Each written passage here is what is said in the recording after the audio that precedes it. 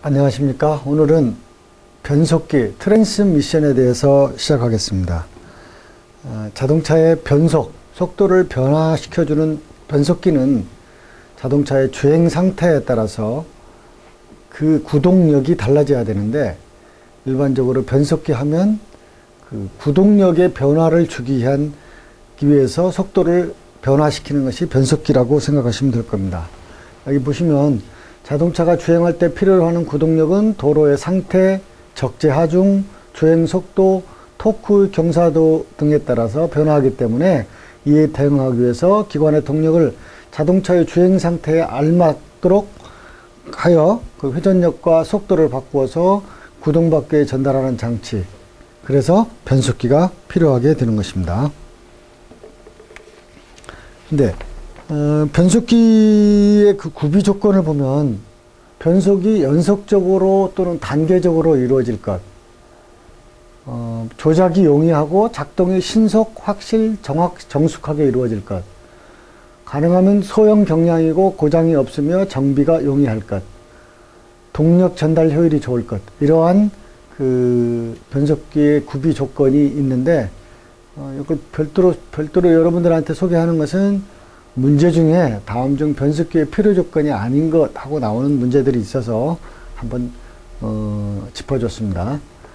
자동차에 사용되는 변속기는 우리가 일반으로 말하는 그 수동 변속기하고 자동 변속기 크게 두 가지로 이렇게 그 구분이 되잖아요.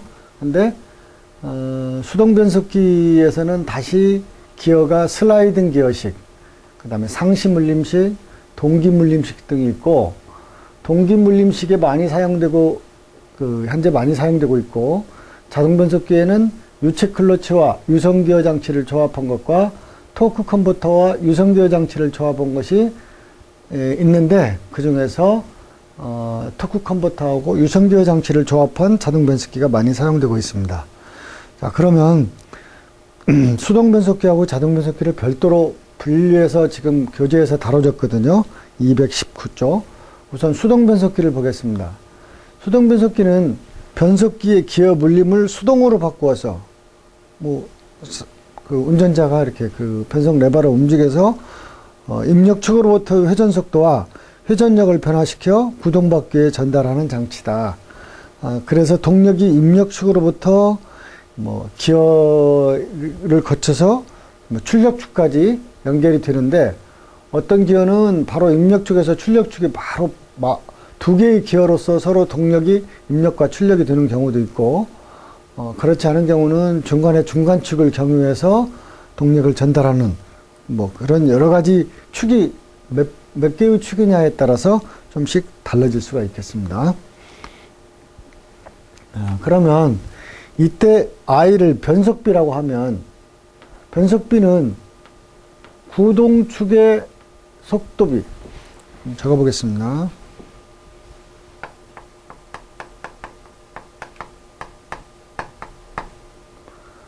여기서는 변속비를 I로 표현했는데, I는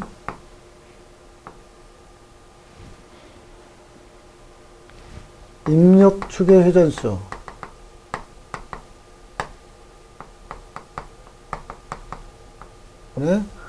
피동축 또는 출력축의 회전수,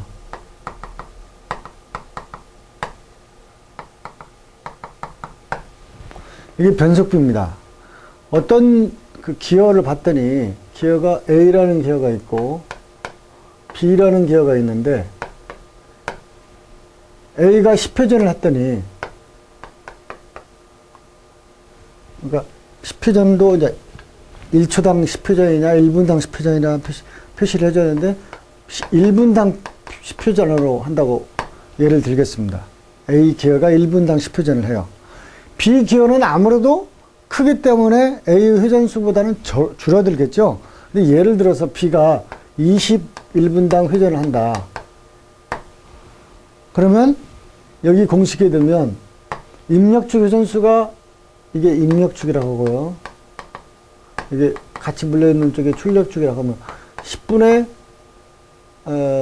20이니까 변속비가 어떻게 되겠습니까? 변속비가 입력축 회전수분의 출력축 회전수. A가 10회전, B가 20회전 이렇게 할 수 있을까요? 지금 얘가 잘못됐거든요. 얘가 그 반절이 만약에 크기 때문에 5rpm이 되어 있다고 하면 이 위에 식대로 한다고 하면 입력축 회전수가 15, 0.5 대 1의 변속비를 가지고 있다라고 생각하시면 될 겁니다. 추구 회전수로 봐서는 변속비가 이렇게 되고, 만약에 기어의 이수로 되어 있다. A의 기어가 이수가 10개고 뭐 한 20개로 하겠습니다. 같이 물려있는 B가 이수가 40개다. 이게 입력 또는 구동축 기어, 이게 출력축 기어. 이런 경우 I는 입력축의 회전수가 아니라 출력축 쪽의 이수, 기어 이수, 그 다음에 입력축 기어의 이수. 출력축 기어의 이수가 몇 개입니까, 지금? 40개죠? 그 다음 입력축 기어는 20개죠? 이런 경우 어떻게 될까요? 0.5 대 1이 되겠죠. 이게 만약에 입력축과 출력축이 바뀌면 분모 분자가 바뀌어서 0.5 대 1이 아니라 2 대 1로 변하겠죠. 그렇죠? 이게 수동 변속기에서 기초적인 변속비에 관한 내용입니다. 여기는 회전수를 가지고 했고, 그 다음에 여기는 이수를 가지고 표현했기 때문에, 물론 이제 중간축이 하나 들어가면, 예를 들어서 A와 B에서 A는 입력축, B는 출력축이 되겠죠. 그 다음 B하고 같은 축에 있는 C는 또 입력축이 되고, 어느 그 기어에 비해서 입력축일까요? D 기어의 입력축이 되는 거죠. 이렇게 해서 수동 변속기의 원리의 기어 변속기는 그와 같이 되어 있다. 근데 일반적으로 변속비라고 하면 이 변속비는 5단 기어가 있다. 5단, 전진 5단, 후진 1단이 있다. 이런 경우라면 전진 1, 2, 3, 4까지는 변속비가 1대1이 다 되지 않습니다. 많아야 0.9 몇 대 1, 뭐 이런 식으로 되는데, 일반적으로 5단 기어에서 가장 톱 기어인 5단 기어에서는 변속기 입력축 회전 속도보다도 출력축 회전 속도가 더 증가하는, 증속되는 그런 그 단수에서 변속비가 이루어집니다. 그래서 일반적으로 무슨 얘기를 하고 싶냐면, 여기에 지금 나오나 모르겠는데요. 입력축의 회전 속도보다 출력축의 회전 속도보다 출력축의 회전 속도가 입력축보다 큰 경우, 기어비에 따라서 분명히 입력축이 뭐 1000rpm 들어왔는데 출력축에서는 1200rpm이 회전할 수가 있습니다. 1분 다. 이런 경우를 뭐라 그러냐? 오버드라이브라고 한다.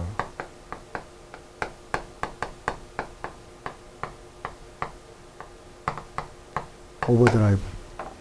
근데 아까 얘기했다시피 전진 5단이다 보면 후진 1단, 1단, 2, 3, 4, 5단이 있다면 여기까지는 뭐 0.9 대 1 이러다가 전체 뭐 4단 기어에서도 5단 기어에서는 그 이상 뭐 1.2 대 1. 아니, 여기까지는 뭐 1.2 대 1 했다가 4단까지는 1.2 대 1 뭐 예를 들어서 그렇습니다. 여기는 0.9 대 1. 그러면 입력축이 0.9 회전했는데 출력축은 한 바퀴 돌았으니까 실제 속도가 어떤 게 더 빨라요? 출력축이 더 빠르죠? 그걸 뭐라고 그러냐? 증속구동, 오버드라이브라고 한다. 이것도 좀 중요해서 가끔 문제에 좀 출제가 돼서 오버드라이브에 대한 설명을 해드렸습니다. 자, 그 다음 슬라이딩 기어식의 변속기의 물림 상태가 있는데, 그림이 좀 작아서 여러분들이 좀 이해하기가 어렵는데요. 이게 구동기어, 주축에 있는 기어고, 도구기어라고 해서 서로 매개체가 될 수 있는 기어가 도구기어입니다. 그러니까 이 슬라이딩 기어는 기어 자체가 움직이는 겁니다. 기어가. 응? 기어 자체가 움직여서 원하고자 하는 기어에 치압을 해서 물려서 돌아가는 거. 그래서 뭐 중립, 그 다음에 1속, 뭐 2속, 3속, 후진, 뭐 등등이 되어 있는데, 기어의 그 종류에 따라서 슬라이딩 기어식이 있다. 슬라이딩. 이 그림 자체가 전진 3단, 후진 1단의 미끄럼 기어를 가지는 슬라이딩 기어 변속기다. 라고 아시면 되겠고요. 그 다음, 상시 물림식 변속기. 이건 뭐냐면, 기어가 미끄러져서 뭐 어느 기어하고 서로 A라는 기어, 예를 들어서, 그림이 좀 그런다. 이 입력축 기어하고 지금 나머지 기어들은 어떻게 되어 있어요? 서로 물려서 돌아가죠. 맞물려서 돌아가는데, 맞물려서 돌아가는데 이 도구 클러치가 이렇게 서로 움직여서 서로 물리지 않으면 나머지 기어들은 서로 같이 물리고 있어도 어떻게 돼요? 그냥 헛돌아가는 겁니다. 이런 것이 이제 상시 물림식 변속기인데, 그 기구에는 보면 상시 물림식 변속기에서는 뭘 쓰냐? 뭐 클러치 메시 기어 타입 또는 뭐 싱크로 메시 트랜스미션 뭐 이런 식으로 표현이 되는데, 주축 기어, 이게 주축 기어고요. 그 다음에 그 밑에 있는 게 부축 기어라고 하면, 주축 기어와 부축 기어가 항상 물려 있는 방식으로 상시 물림 기구의 구조는 위 오른쪽과 같이 동력의 전달은 변속 레버가 시프트 포크를 작동시켜주면 주축의 스프라인에 끼워지고 도구 클러치를 주축 기어와 물리게 함으로써 이루어진다. 이 기어는 기어의 파손율이 적고 도구 클러치에 물리는 폭이 좁기 때문에 시프트 레버의 조작 각도가 작아 변속 조작하기가 쉽고, 또 구조가 간단하여 대형 버스와 트럭 등에 사용하고 있다. 이렇게 되어 있죠. 자, 그 다음 대형 버스 아니고 웬만한 중형까지는 전부 다 동기물림식 변속기의 그 기구를 가지고 있습니다. 여러분들이 아마 싱크로나이저라는 그 단어를 들어봤을 텐데, 뭐 이렇게 동시에 뭐 하는 것을 싱크로나이저라고 그러죠. 우리 변속기에도 주축과 물리고자 하는 어떤 그 구동축 기어와 그 다음에 그 회전하는 구동축 기어와 그 다음에 회전하지 않는 구동축 기어 서로의 속도를 일치하게 만들어서 기어 변속을 원활하게 해주지 않으면 기어의 그 변속 자체도 어렵고 여러 가지 어려운데, 이때 이 방식은 뭐냐면 기어의 원주 속도를 일치시켜서 기어의 치의 물림을 쉽게 한 변속기로서 현재는 이 방식이 주로 사용됩니다. 그래서 그 방식에 따라서 일정 부하형과 관성 고정형 등이 있는데, 대부분 관성 고정형의 동기 물림식 변속기를 사용하는 것이 대부분이고, 관성 고정형에는 키식하고 핀식, 서보식이 있다. 그래서 지금 밑에 그림에 있는 것은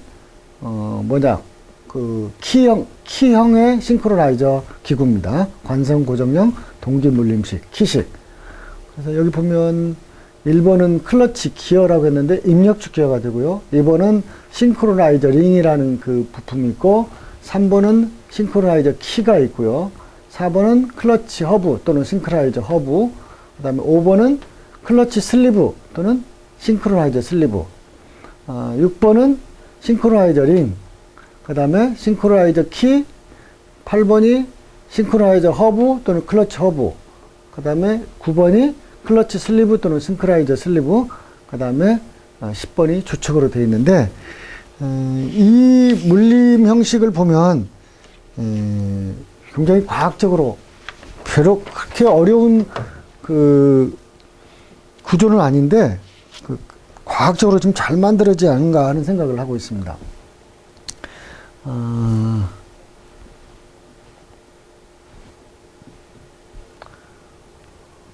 그러니까 키식 동기물림식 장치의 구조는 요 네 가지가 있다는 건 반드시 알아둬야 됩니다. 뭐 클러치 허브, 이걸 싱크로나이저 허브라고도 합니다. 그 다음에 클러치 슬리브 또는 싱크로나이저 슬리브, 그 다음에 싱크로나이저 링, 싱크로나이저 키, 네 가지가 조합을 해서 기어가 서로 잘 물리도록 만들어 놓은 것이 싱크로나이저 키식 동기 물림 장치의 구조가 되겠습니다. 근데 이 구조는 보면 기어가 물릴 때 기어의 속도가 일치되지 않으면 소음 발생과 파손의 원인이 되는데, 이 단점을 보완하기 위한 기구가 싱크로 메쉬 기구로서 기어의 원주 속도를 신속하게 일치시켜서 물림을 원활하게 하기 위한 장치가 싱크로나이저 기구, 동기식 물림 기구가 되겠습니다. 그 다음 페이지를 보면 이게 지금 구동기하고 중간에 있는 것이 싱크로나이저 링이고 이게 슬리브입니다. 지금 움직이는 건 뭐가 움직일까요? 슬리브가 움직이는 거죠. 슬리브가 움직이는데 A 상태에서 B 상태로 두면 이 슬리브가 어떻게 움직이느냐, 변속 레버가 움직이면 슬리브도 같이 원하는 방향으로 이렇게 움직일 수가 있어요. 그러면 이 상태로 있다가 슬리브가 여기 있다가 슬리브가 왼쪽으로 더 갔죠. 간 상태에서 더 왼쪽으로 진행을 하니까 어떻게 됐어요? 요 하나, 둘, 세 개의 싱크로나이저 슬리브가 요 주축 구동기어의 기어하고 같이 한 몸이 됐죠. 한 일체가 돼서 그때 비로소 이쪽으로부터 들어오는 동력을 이 뒤로 전달을 해줄 수 있도록 되어 있는 거죠. 이게 키식 싱크로나이저 시스템의 기본 작용되는 순서입니다. 처음에 이런 방법으로 떨어져 있다가 물리고자 하는 기어 쪽으로 좌측으로 왼쪽으로 가게 되면 이 슬리브가 지금 벌써 여기서 여기까지 다 있죠? 더 밀게 되면 이 싱크로나이저 키하고 그 다음에 이 슬리브가 그 사이로, 이 홈 사이로 끼어지게 되는 거죠. 그러면서 일체가 돼서 기어 변속이 쉽게 일어날 수 있도록 만들어진 것이 키 타입 동기 물림식 기구가 되겠습니다. 요건 뭐 싱크로나이저 관련된 얘기가 계속 나오네요. 클러치 허브. 근데 이게 제가 다른 말로는 싱크로나이저 허브라고 그랬었죠. 그 다음에 싱크로나이저 링, 싱크로나이저 키. 이게 키. 여기 키 여기 있네요. 키 있고.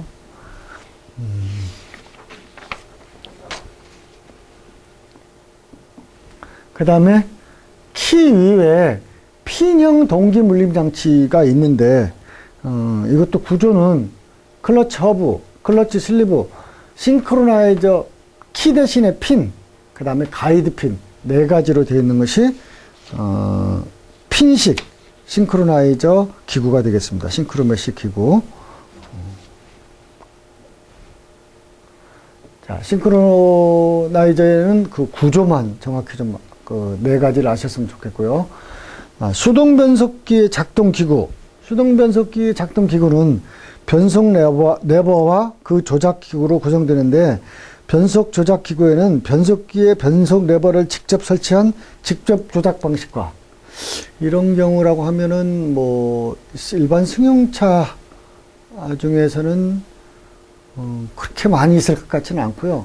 좀 대형 트럭 같은 데서 일부 직접 변속기 위에서 조작하고자 하는 그 변속 레버를 바로 위에다 설치하는 직접 조작 방식과, 변속기가 멀리 떨어져 있어서 그 사이에 링크나 와이어 등으로 조작하는 원격 조작 방식이 있다. 그러니까 직접 조작과 원격 조작 방식이 있다. 직접 조작 방식은 이 그림과 같이 변속 레버가 변속기 케이스 위에 바로 설치되어 있어서 커버 윗부분을 움직여 시프트 레일 및 시프트 포크를 거쳐서 기어가 변속되도록 되어 있는 것이 직접 조작 방식이고, 그 다음 페이지에 있는 것은 직접 조작 방식에서 기어가 뭐 5단 기어다 그러면 1단만 물리고 또는 뭐 3단만 물리고 5단만 물리고, 예를 들면 그래야 되는데 1단과 5단이 같이 물리게 된다? 이런 경우라면 동시에 구동을 하게 되면 어떻게 될까요? 그 기어는 파손이 되게 됩니다. 변속기 자체 내부가 전체가 파손된다는 얘기죠. 그래서 이중으로 물림을 하지 못하도록 이런 구조로 되어 있다 하는 것을 하나 좀 설명을 해놨어요. 지금 젤로 오른쪽에 있는 축만 이동을 할 수 있도록 되어 있고, 중간 축만 이동할 수 있도록 되어 있고, 좌측만 움직일 수 있도록 뭐가 있어요? 이 인터로커라는 그 안전장치가 여기에 별도로 이렇게 설치가 되어 있습니다. 그 다음 원격 조작 방식. 원격 조작 방식은 변속 레버를 변속기부터 떨어져 있는 기구를, 자동차 설계하다 보면 어떻게 되겠어요? 변속기는 저기 뒤쪽에 있고, 그 다음에 변속 레버는 앞쪽에 있는 경우가 많이 있죠. 이런 구조를 가지는 자동차에서는 바로 그 변속 레버를 위에다 설치 못하니까 원격으로 할 수밖에 없다. 여기 보시니까 원격 조작 방식에 대해서 나왔죠. 조작 방식. 변속 레버가 어디 있어요? 그 핸들 칼럼 옆에 있네요. 변속 레버가. 그래서 이런 축을 타고, 그 다음에 이런 뭐 로트를 타고 해서 원격 조작이 되는 그런 경우에 변속 레버 조작 방식이 원격 조작 방식이 있습니다. 자, 그 다음은 자동 변속기에 대해서 알아보겠습니다. 자동 변속기는 오토 트랜스미션, 대부분 뭐 A4T 이렇게 약자로 쓰죠. 오토 트랜스미션에서 이걸 이제 자동 변속기 약자로 쓰는데,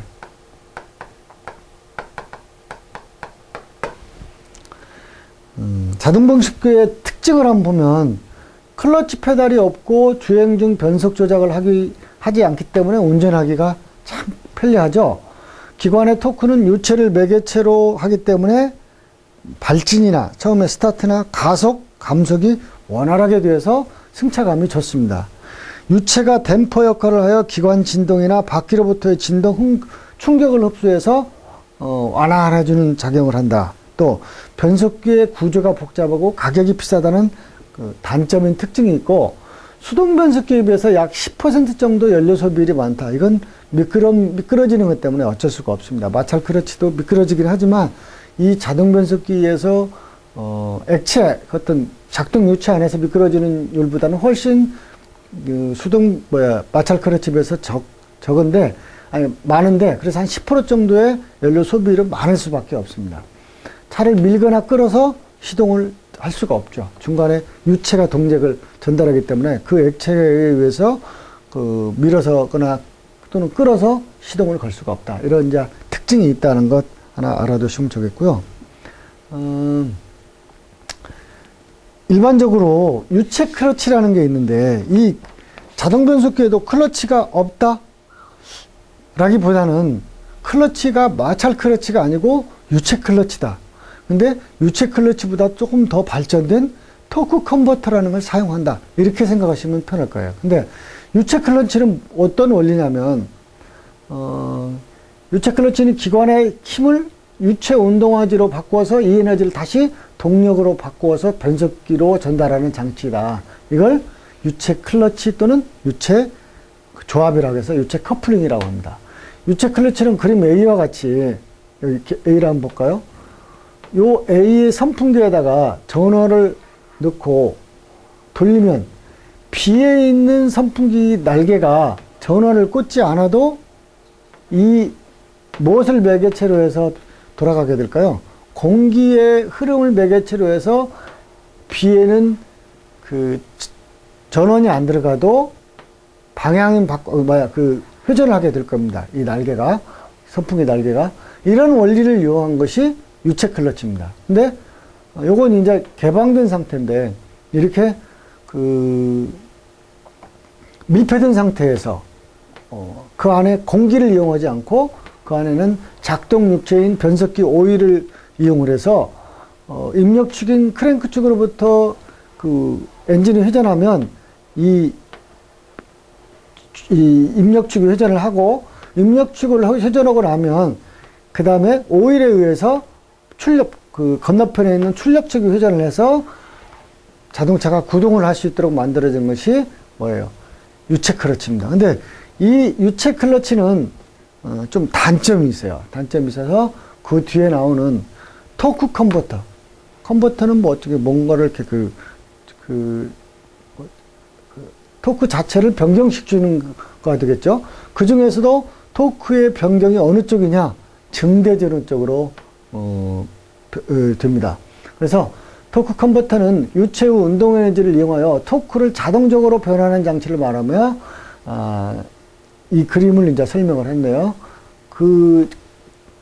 뭔 것이냐요? 펌프, 토크 컨버터의 구성.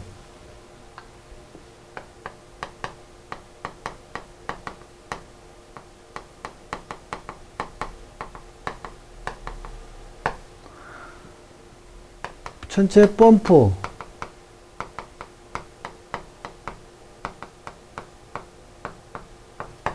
입력축이 되겠죠. 그 다음에 두 번째 터빈. 근데 이건 거의 출력축하고 연결이 되고요. 세 번째 스테이터라는 게 있어요.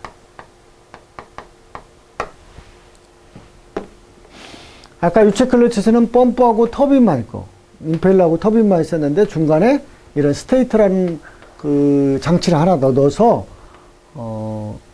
유체 클러치에서 펌프에서 나온 오일이 터빈을 회전시키는 원리는 아까 조금 전에 설명을 했었죠.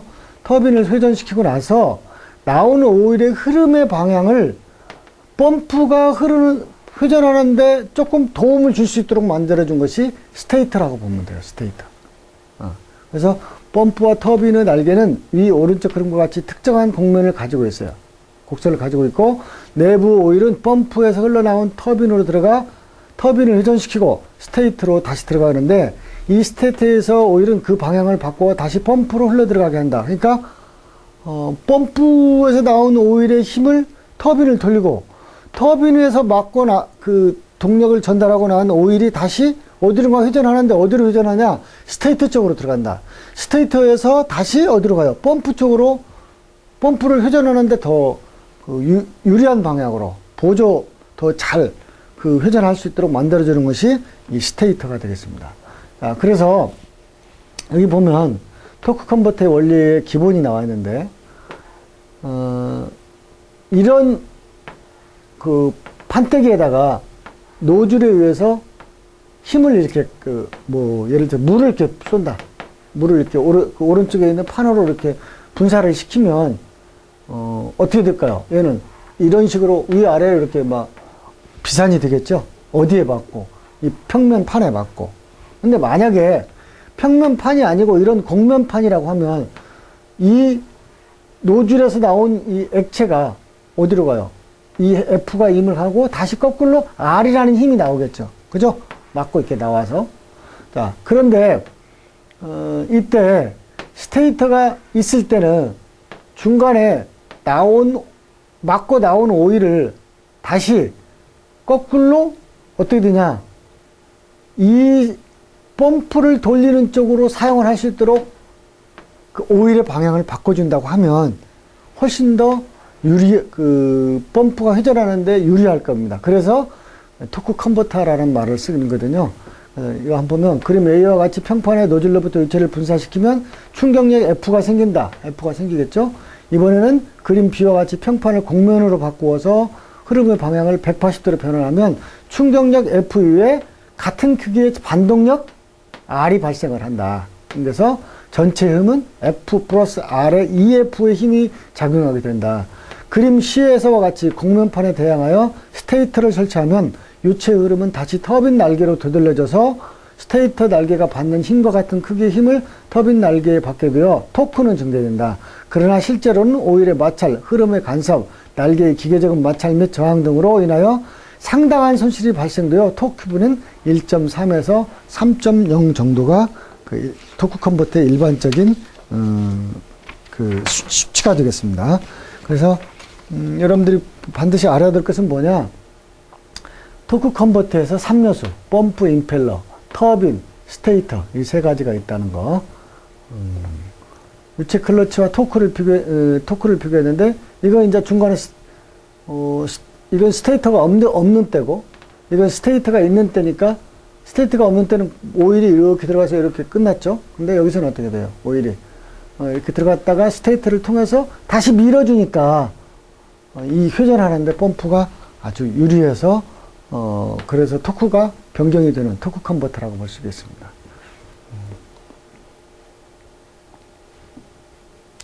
그래서 토크 컨버터 내에 오일 흐름이 이제 터빈이 정지하고 있을 때, 터빈이 지금 어느 쪽이라고 했어요? 출력축이라고 그랬죠? 엔진, 자동차가 아마 정지하고 있을 때라고 생각하면 돼요. 그러면 그때가 가장 뭐가 좋냐면, 토크가 가장 클 때죠. 클 때고, 그 다음에 중속일 때의 그 흐름 방향, 그 다음에 고속일 때 흐름 방향이 좀씩 달라집니다. 그래서 여기서 또 하나 알아둬야 될 건 뭐냐?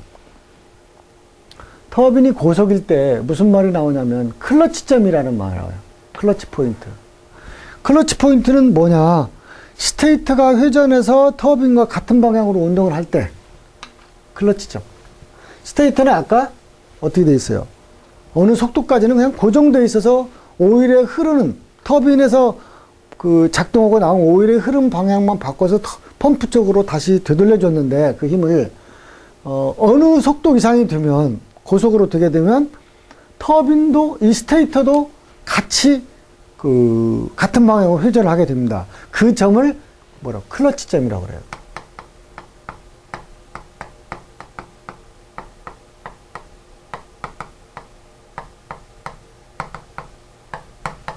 클러치 포인트.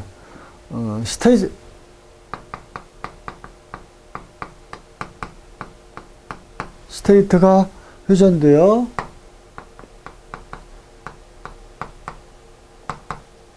터빈과 같은 방향으로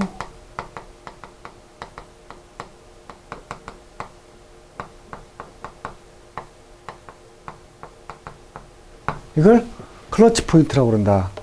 스테이트는 원래는 고속 되기 전에는 정지해 있어가지고 오히려 흐름만 바꿨는데 어느 속도 이상이 되면 그때는 스테이터가 자체도 고정되어 있지 않고 회전하는데 터빈과 같은 방향으로 회전하는 점을 클러치점이라고 한다. 클러치점. 그 다음 실속점이라는 게 이제 여기 그 다음 문제 나오는데 그 다음 페이지 한번 보겠습니다. 속도비는 펌프 축 회전 속도분의 터빈 축 회전 속도. 이건 이게 입력축, 출력축이라고 보면 되겠죠. 여기 나오네. 전달 효율은 입력축분의 출력축 곱하기 100. 토크비는 펌프 축의 토크 대 터빈 축의 토크. 변속비가 0일 때 정지한 경우이며, 뭐가 터빈이 정지한 경우죠. 즉, 터빈이 정지했다는 얘기는 자동차가 서 있는 상태다. 그리고 이때를 실속점, 스톨 포인트라고 한다.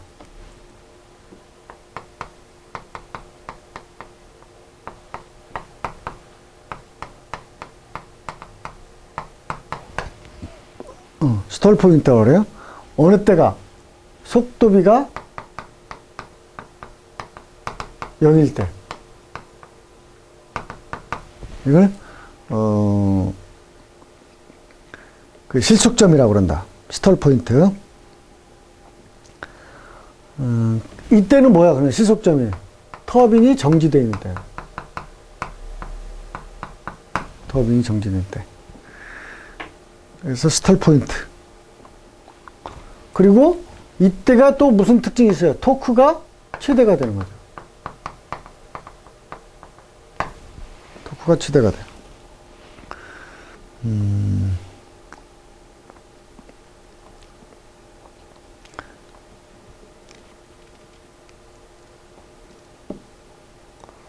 그 다음 아까 클러치점은 고속으로 회전할 때잖아요. 그러면 그때는 스테이터가 회전을 하게 되면 토크 컨버터로서의 역할을 못하고 그냥 유체 클러치 역할을 하는 겁니다. 유체 클러치.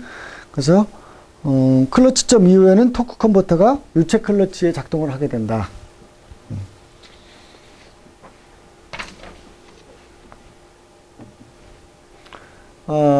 유체 클러치하고 토크 컨버터하고 틀린 특징 중에 딱 하나가 뭐 있어요? 스테이터 하나가 더 있는 거죠? 근데 이 스테이터가 어마어마한 토크의 변동을 일으키는 중요한 일을 하는 거죠. 날개 모양은 뭐 직선 방사형, 곡선 방사형이 있는데, 토크비의 변화는 터빈의 속도에 관계없이 1이다. 속도비가 0, 실속점에서 클러치 포인트에서 가장 높고, 뭐가? 토크가 속도비가 증가됨에 따라서 저하되어 클러치점부터는 2를 유지하는데 이 일이 됐을 때는 바로 뭐다? 토크 컨버터가 아니고 유체 클러치의 그 커플링으로서 역할을 한다. 그 얘기입니다. 그 다음에 전달 효율이 변하는 터빈 회전 속도가 증가함에 따라서 0에서 100% 가깝게 직선적으로 변한다. 펌프 회전 속도에 비하여 터빈의 회전 속도가 느릴 때는 큰 회전력을 얻고 터빈이 펌프 회전 속도와 가까워짐에 따라 효율이 증가하다가 클러치점을 지나면 어떻게 된다? 유체 클러치와 같이 된다. 이런 것이 자동 변속기에서 토크 컨버터에 관련된 내용이 되겠습니다. 자, 그러면 이 유체 클러치나 토크 컨버터에서 입력 축에서 들어온 펌프나 또는 출력 축하고 연결되어 있는 구동 축하고 그 바퀴하고 연결되어 있는 터빈이 물론 가속 페달을 밟음으로 인해서 엔진의 회전 속도가 변하고 자동차는 출발은 가능할 거예요. 그런데 이 유성기어 장치라는 게 없다면 이게 지금 보조 변속기라고 보면 되거든요. 보조 변속기. 유성기어 장치를 보조 변속기다라고 하면 되고, 또 자동차를 후진시키려면 엔진의 회전 방향을 바꿔주기는 어렵죠. 그러니까 어떻게 돼요? 뭔가 중간에 회전 방향을 바꿔주는 장치가 있어야 될 거예요. 그 역할을 하는 것이 유성기어 장치입니다. 그래서 유성기어 장치는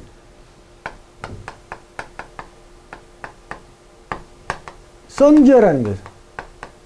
말 그대로 뭐 영어로도 써도 그 태양기어 뭐 이런 식으로 되고, 그 다음에 선기어, 유성기어,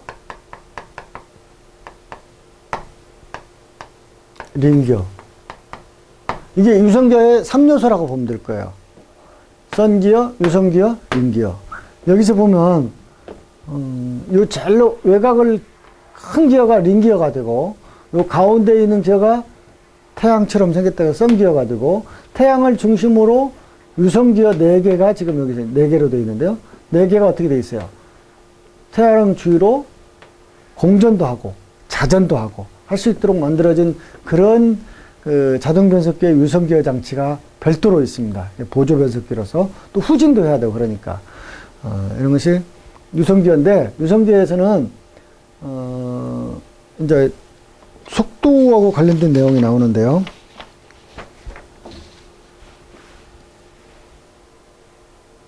선기어가 있고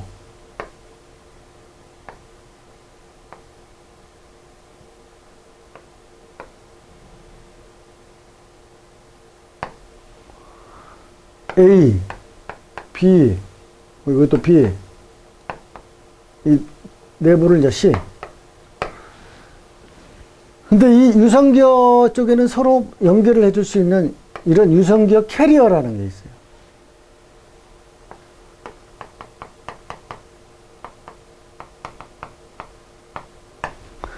이 유성기어 캐리어가 있어서 선기어가 회전을 하면 유성기어 캐리어에서 이 유성기어 A, 이 B라고 하는 유성기어가 회전을 하게 되고, 만약에 그 자전도 할 수도 있고 링기어도 회전할 수 있는데, 이 A, B, C 기어 중에 뭐 A, B, C 기어 중에 A가 만약에 선기어다, B가 유성기어다, C가 링기어다.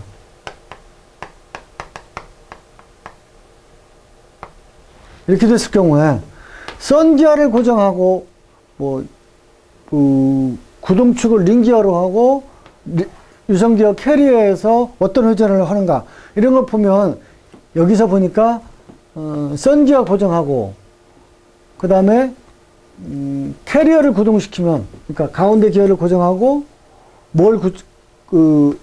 이 캐리어, 삼각형으로 되어 있는 이 캐리어를 구동시키면 링기어는 어떻게 된다 그러세요? 바깥에 링기어는 속도가 증가가 된다, 증석이 된다. 이런 것을 이제 그 기어 이수별로 해서 풀어놓은 것이 231쪽에 있는 그 유성기어의 기본 작동에 관한 그런 내용이 되겠습니다. 그래서 유성기어에 여러분들이 뭘 알아야 되느냐?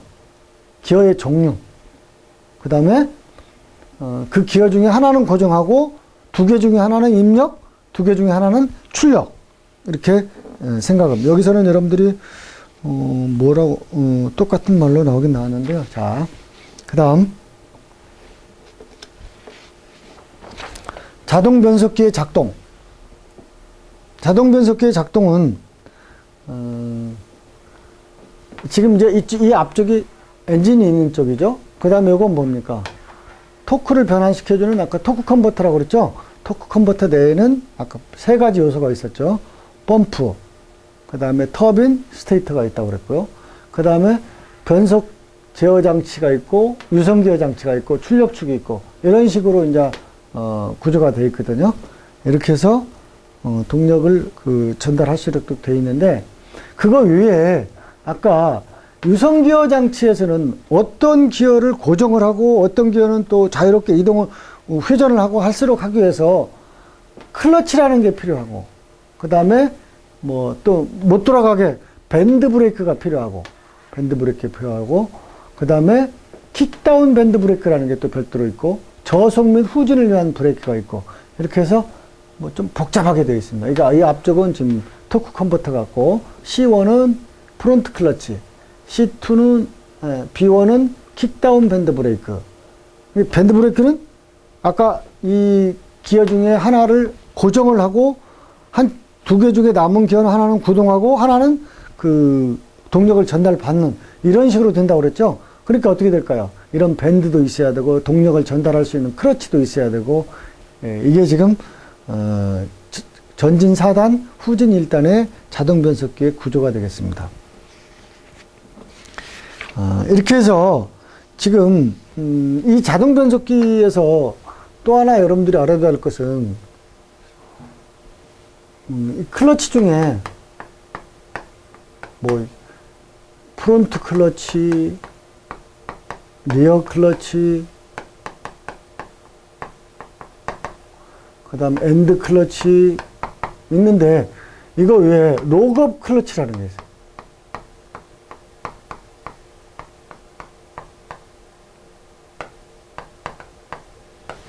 이 록업 클러치는 뭐냐?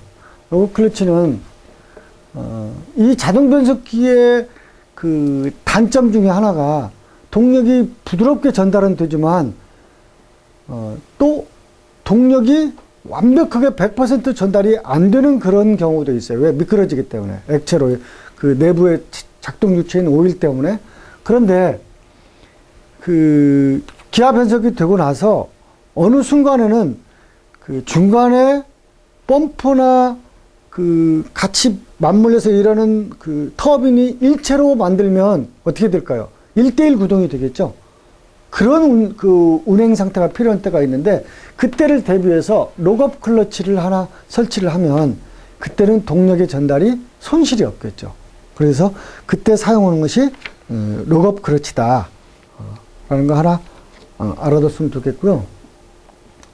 그 다음에 이제 뒤에는 작동 상태가 나오는데, 과연 일속에서는 어떤 클러치가 작동을 하고, 그 다음에 어떤 밴드가 작용을 하고 하는 그런 내용을 설명을 했는데, 그렇게 중요한 것 같지는 않습니다. 여러분들 한번 읽어보시는 걸로 해도 끝날 것 같고요. 자, 댐퍼 클러치 하나는 설명하겠습니다. 댐퍼 클러치는 토크 컨버터 슬립에 의한 손실을 최소화하기 위한 작동이고, 댐퍼 클러치는 다음 구름과 같이 변속기 클러치 디스크에 부착되어 있는 것과 같은 페이싱에 부착되어 있고, 외주에 설치되어 있는 홈에 터빈 셀 외주에 노크링이 끼워져서 댐퍼 클러치와 터빈을 연결하고 있다. 댐퍼 클러치의 작동은 토크 컨버터 작동 요압이 토크 컨버터 허브와 축 사이를 연결하여 컨버터 레버에 A부로 들어가게 되고, 댐퍼 클러치가 케이싱에 밀착되어 접촉되어. 댐퍼 클러치가 작동이 하지 않을 때에는 입력축과 오일 통로를 통하여 B부를 거쳐 토크 컨버터 안으로 들어가게 된다. 그런데 이 댐퍼 클러치를 설치하는 목적은 자동 변속기에서 토크 컨버터의 토크비가 1에 가까운 고속 구간에서 마찰 클러치와 같은 직계 상태. 지금 조금 전에 얘기했던 록업 클러치라는 것이 여기서는 뭘로 표현하냐? 댐퍼 클러치로 표현하였습니다.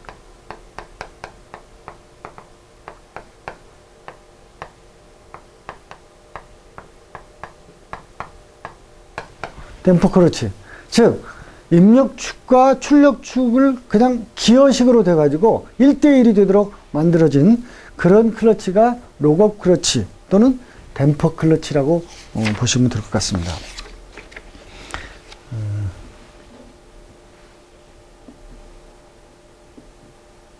자, 이건 이제 그 유성기어에서 뭐 썬기어를 고정한다, 유성기어 캐리어를 고정한다, 링기어를 고정한다 하기 위한 서버 브레이크입니다.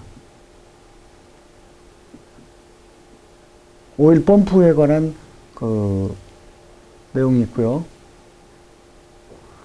자, 근데 자동 변속기가 자동적으로 변속하기 위해서는 외부로부터 뭔가를 신호를 받아야 되겠죠. 외부로부터 신호. 그 신호 받는 것이 무엇이 있나 한번 볼까요? 자, TPS 엔진 기관에서 배웠죠. 트로틀 밸브의 열리는 각도. 그 다음에 펄스 제너레이터 A, 뭐 펄스 제너레이터 B, 점화 코일의 신호도 받고요.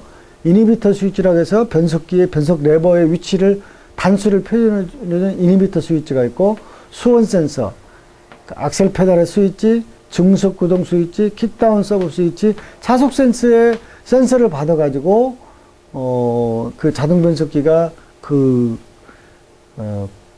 적당한 구동력을 가질 수 있도록 변속을 해주는 것이 이 자동 변속기의 제어부의 주요 센서들의 그 종류를 여기다 나열해 놨습니다. 그 다음에 이제 이건 유압부입니다. 유압부는 아까 얘기했던 그 클러치를 작용시키고, 그 다음에 돌지 못하도록 하는 브레이크 쪽에도 그 작동을 시키고, 또 이런 뭐 댐퍼 클러치도 작동을 시키고 하는 것이 그 유압 쪽이 되겠습니다. 자, 이렇게 해서 수동 변속기와 자동 변속기에 대해서 이 시간에 알아봤습니다. 수고하셨습니다.